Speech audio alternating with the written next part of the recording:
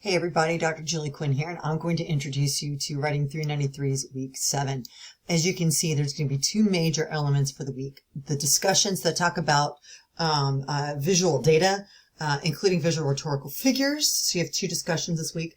You'll have a draft that's due Saturday night. Of course, you can submit it sooner, but I need a couple of days between draft and final, just so I can turn everything around and give you a couple of days before you submit it. So my goal is to give feedback as they come in, and then so hopefully I'll be done most of the feedback even before Saturday.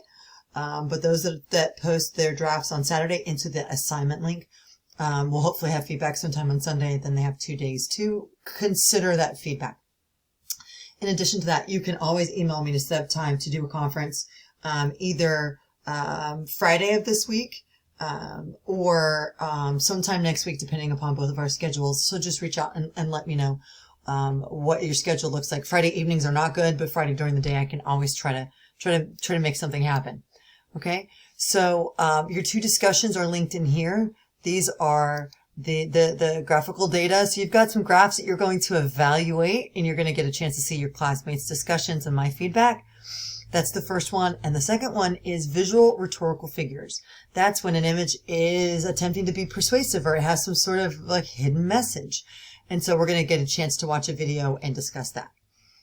After you do those discussions and you post your draft, in this assignment field here, take a look at my feedback. If you have any questions, reach out and let me know.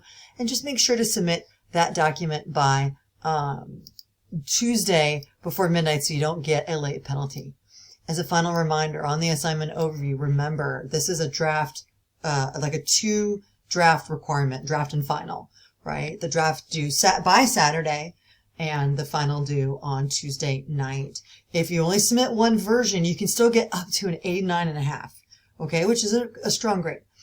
But you've got to do that work. You've got to consider the feedback, because technical writing is often work that we do in teams. And so we often have to get feedback from peers before we finalize any sort of professional document. So that's the mimicking of this process, is working and collaborating in a team's kind of environment. Your team is yourself and your professor. If you choose not to do it, you'll lose 10%, but it's not going to torpedo an entire paper's grade. So be reasonable with your time. But just remember, any of these posted after Saturday night, I just will not have the time to do the feedback, because the feedback takes me quite a bit of time.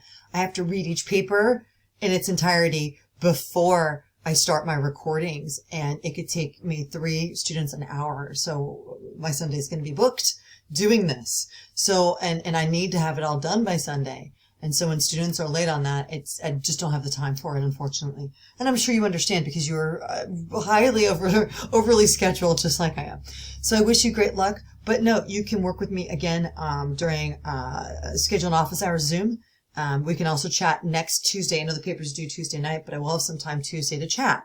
So if you have like last minute questions, it wouldn't be a bad idea to try to set up a quick 5 or 10 minute Zoom call with me. So I wish you wonderful luck this week. If you have any questions, please don't hesitate to reach out.